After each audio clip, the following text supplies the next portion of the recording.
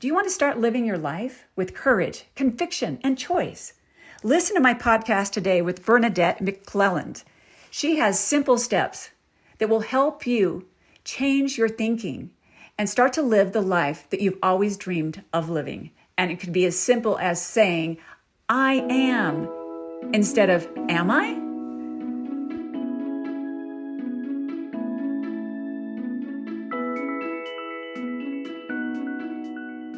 Hi, Bernadette. Thank you so much for being my guest on the Choose Courage podcast. Oh, that's my pleasure, Terry. I'm so impressed with your career and what you talk about. I know you're a well-known, influential speaker on courage, conviction, and choice. Those are very powerful words. And you're also an author of 6 books.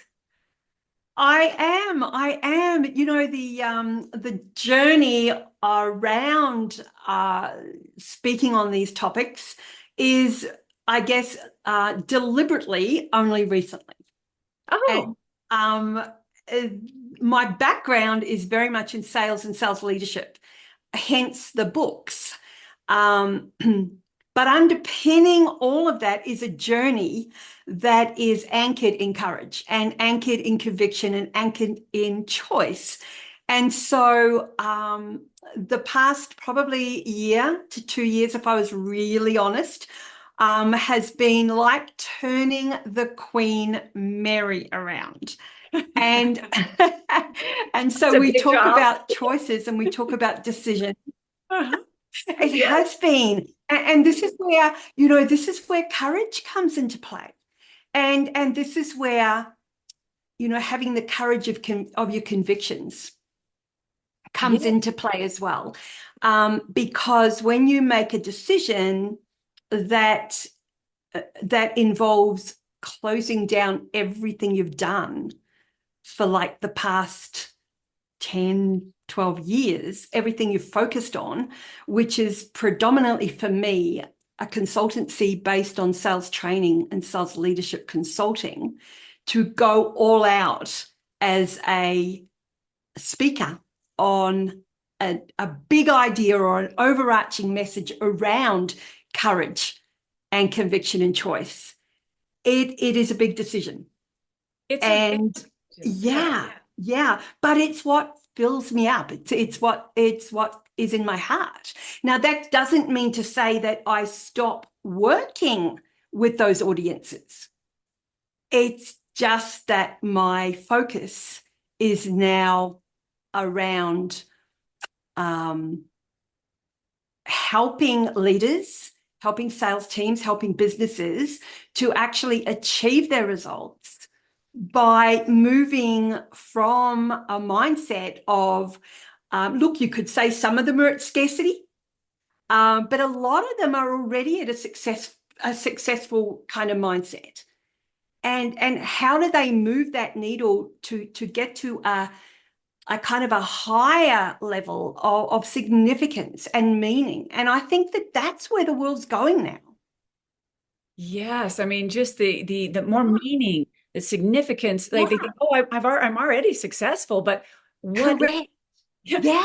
What if you could take it a little bit further? Is what I'm hearing from you, and that's pretty exciting to be able to paint a picture for these people that yes, there is possibility of more, or having meaning to what you do, or making an impact bigger than you think you are already making. So what was the shift for you on this message? And why is it like the shift, meaning, was there a particular moment or something inside of you? And why is it so important to you? You know, my husband and I, you know, we went for a drive, or we went for, actually, I think it was Christmas time, and we went down to Arizona. And coming back to Colorado, we stopped off at Taos. I think it's Taos, where the you know, the mud brick homes or the adobe homes are, and there's, you know, ladders that they climb up. And anyway, I've got this photo of me beside this ladder. And, you know, I said to my husband, my ladder's been against the wrong wall. And anyway, let that go. He kind of like did the usual husband thing and just kind of smiled and didn't want to go near that conversation.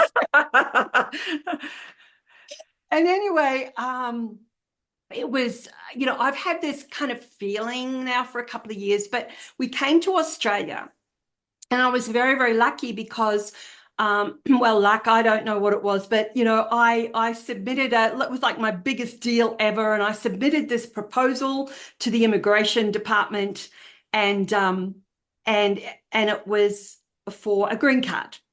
And there are 4 ways that you can get a green card.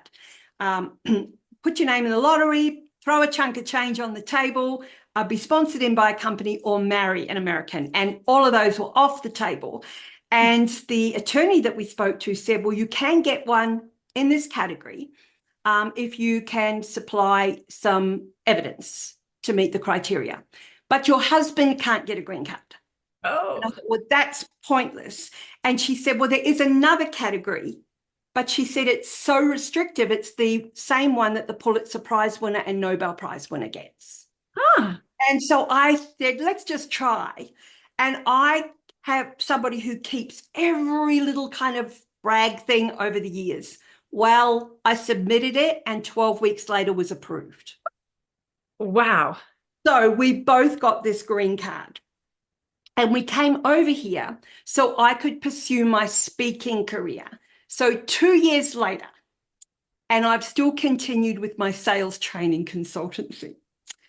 And I go out with a couple of girlfriends and I come home that day and one of the girlfriends had asked me a question. Anyway, it made me think. And I went home that night and I said to my husband something about the ladder again. And ladder. Yeah.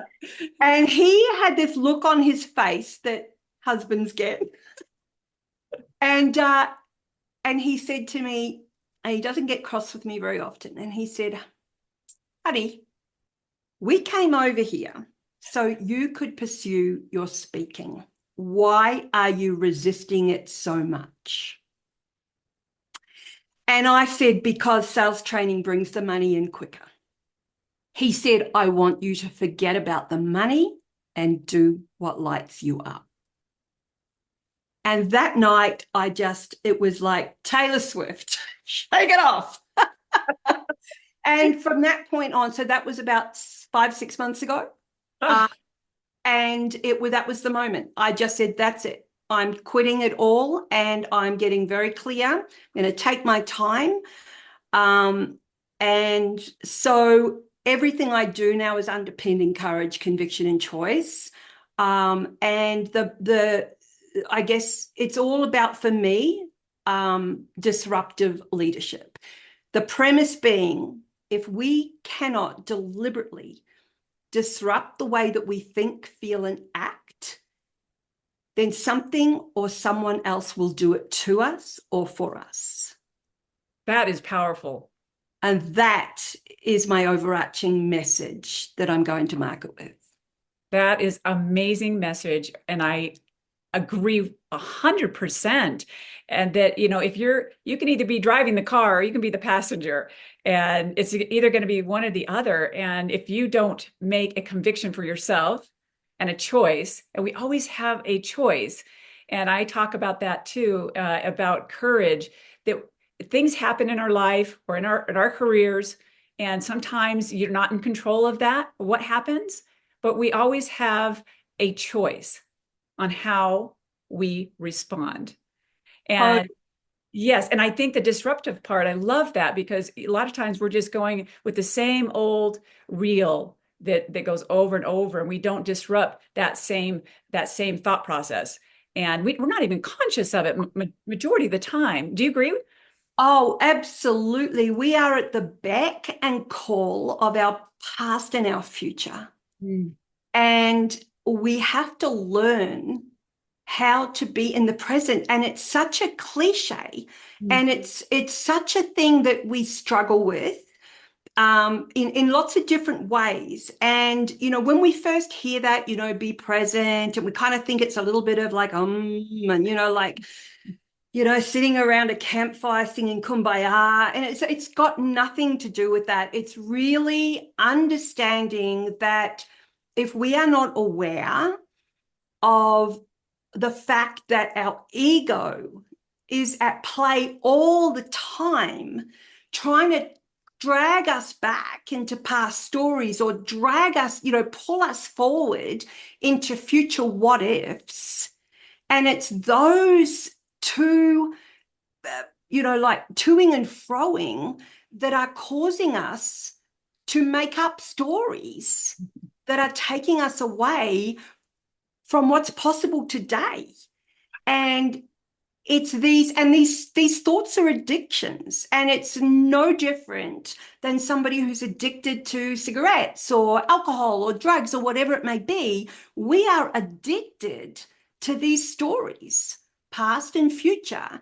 And so how can we kind of bypass that or override those addictions and learn to be more in the present so that we have that control over what we can control, and they are those choices?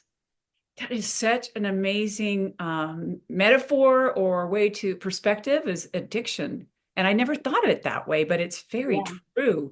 And they have power. They give us something. We think they give us something, but are they giving us the right thing, right? Just Yeah. like any addiction. So I think that's a beautiful way to look at this. So what tools do you suggest to disrupt this addiction of stories or thinking from the past and in the future? And how do we do that? How do we stay in the present time and be aware? Yeah. Yeah. And we're human beings. I mean, it's a story. I mean, whoops. I don't know if you've ever tried to give up anything. Like I was Oh, a yeah. smoker for Yeah. years.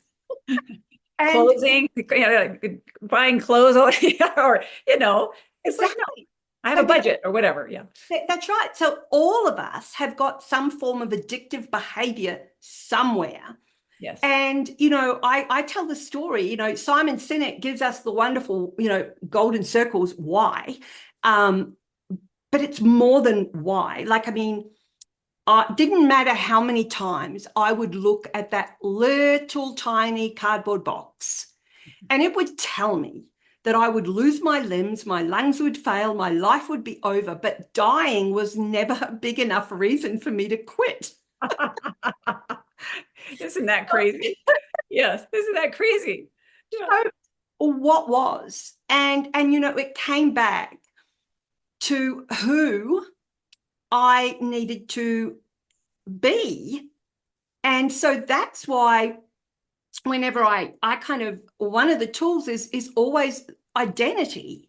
And so what we need to do is, I believe anyway, is we need to be able, if we are going to look into the future, it can't be what if, oh my gosh, what if? It's got to be, who is the person that I aspire to be? And how can I bring her or him to the present? Yeah. Because I need to start living as though I was that person today. Yes. It's, And that's a journey. I've got to show up as that person, mhm. as that mother, as that wife, as that speaker, as that consultant, as that friend, whoever that may be, as that person for me. So awareness, these words are words that we all bandy about, but when you put them in the right kind of context, we can start to use them as practical tools. Yeah. Um, Is there, yeah. and what's the starting point? And it's just, I so agree that with this concept of we all have these goals, or a lot of people have goals to do something or be something, but it's always in the future and or not to be something that you were in the past. Mm-hmm. Yeah. That Yeah. ability to go, well, do I have to wait for something to happen to be that person? Or do I have to do, years and years of, therapy to get through something that happened in the past? I really believe that this moment is is magical in the moment. You can step into even the beingness of what you want, even if the doingness hasn't happened yet. You can step into that beingness, like I am a speaker.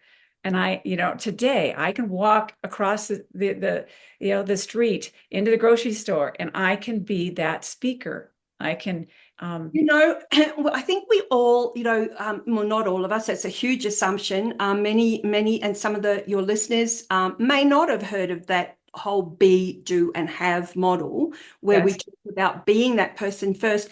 But I've kind of thought about that a fair bit, and I know that there's this whole thought process, and I'm using the word thought, the whole thought process around be that person first. But I think, and that's the word, Oh. I think we need to think first. Hmm. We need to think because it's our thoughts. We think first. We see something and then we think. We process something, or we hear something, or we see something, and so we think about it first. And then those thoughts actually trigger something, and create chemical reactions. The thoughts create chemical reactions, which then trigger feelings. And, if I see, because I'm a visual person, if I Yes. see, if I see a sugar donut,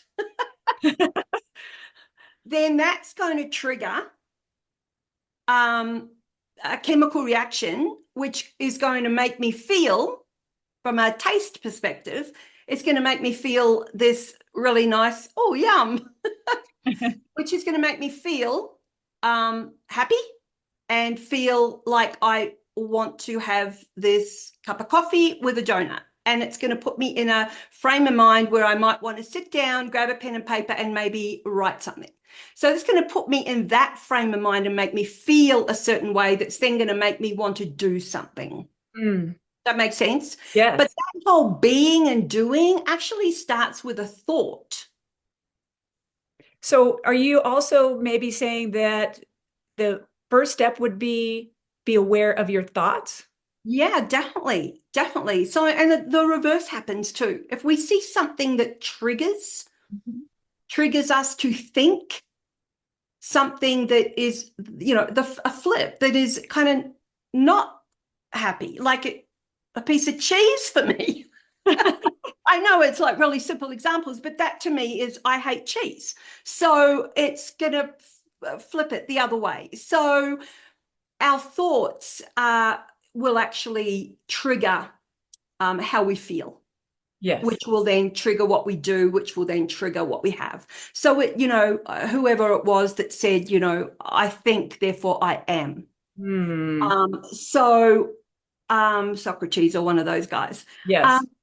So I think another thing that, your listeners might want to contemplate is how often do we actually say I am Hmm. versus am I? Oh, that's powerful.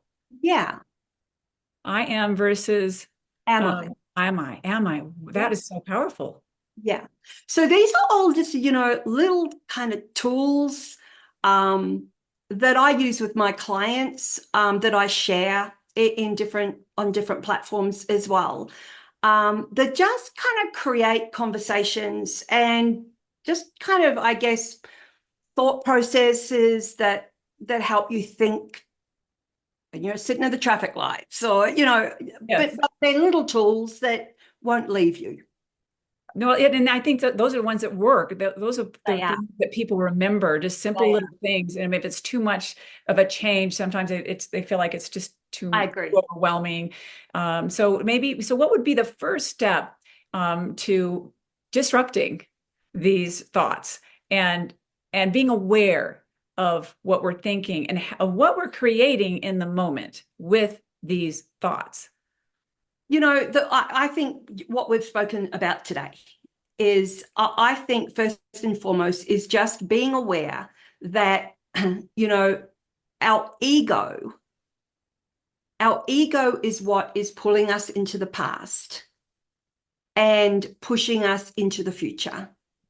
It's, if you think about when you're stressed or when you're upset, anything that causes you to doubt yourself or any of that scarcity mindset, if you're stressing about money, if you know, all of those feelings that aren't serving us, that are holding us back, and we've all got them.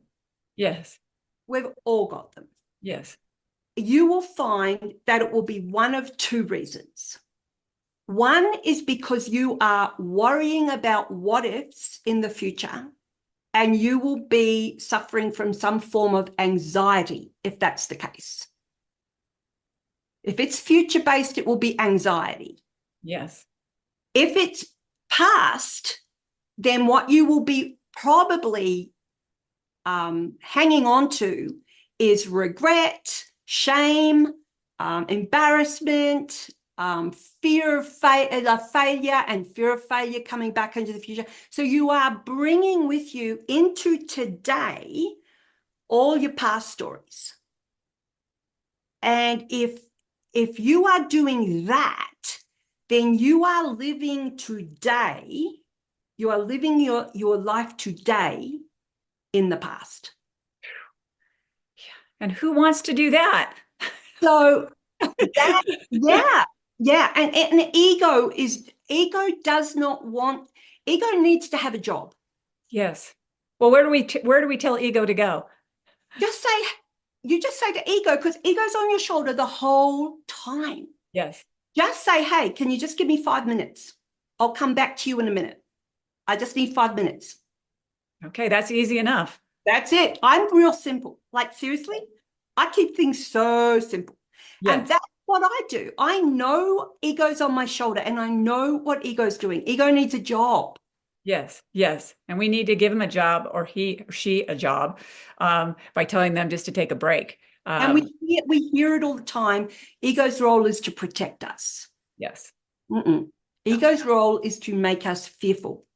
Yes. So it has a job to protect us. Yes. And our job is to make sure that we are have our own convictions and choices and not the ego's choices.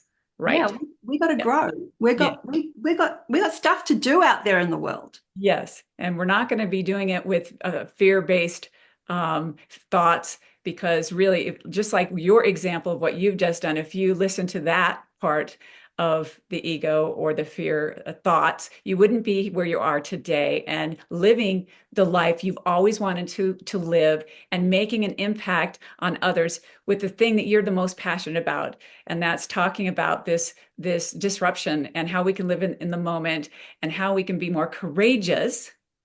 And you are being so courageous to do what you're doing. So if there's one last thought that you want to share with our audience on this subject and how they can get a hold of you for speaking opportunities, and I think that's what you're concentrating on, and how they can also get a hold of your books. So a couple of things. If your listeners want to be part of a business intensive or, that I'm holding, go to BernadetteMcClelland.com/leader. Okay. Because coming up, there will be an opportunity for you to join me for the 5 bold traits of disruptive leadership. Perfect. Where I'll be sharing some of these ideas. So feel free to join me there. Once again, BernadetteMcClelland.com. You can join me on LinkedIn. Please just follow me there. Every other week I'll be publishing the how to lead in disruption. And perfect timing in our world right now. It totally is. And my books are on Amazon. Shift and Disrupt is specifically on how to sell stop selling widgets and start selling wisdom. Beautiful. Um, yeah, so I'm out there. So yeah, please follow me. I'd love to. If anyone's got any questions, just jump on LinkedIn and shoot me a message. Thank you so much. I mean, what you're doing right now and making, you're disrupting a lot of people's lives by making this statement that we can have it even better than we think we can by disrupting these thoughts and changing our thinking. And it's very powerful. And I just love what you're doing. And I'm all about this too. We Yeah. we need to give hope to people that there is more. There's a lot more available, and we don't have to just keep it the status quo. There's a much more available. You can pursue your passions and take that leap of faith. And your husband was so wonderful to tell you that. I mean, I just think that's, what a cheerleader you have in your husband. And I just, Yeah. y'all need that person to be that for them. And we can be that for you too, whoever's listening. Both of us are Yeah, here to tell you that. absolutely. Yes. Absolutely. That's what we're here for. Exactly. And it's not easy. And that's why both Terry and I will say this. It's you've just got to keep saying, come back in 5 minutes. I like that. So if there's anything that you get from this podcast, just tell that ego, please come back in 5 minutes or maybe 10. And maybe 10. Yeah, yeah, yeah. Because it won't leave you alone. Exactly. So I hope you take that, at least that away today. And it's very powerful that you do have a choice. You can be courageous and find your convictions. So thank you so much for being my guest today. Oh, my pleasure. Thank you for having me. All right. Thank you.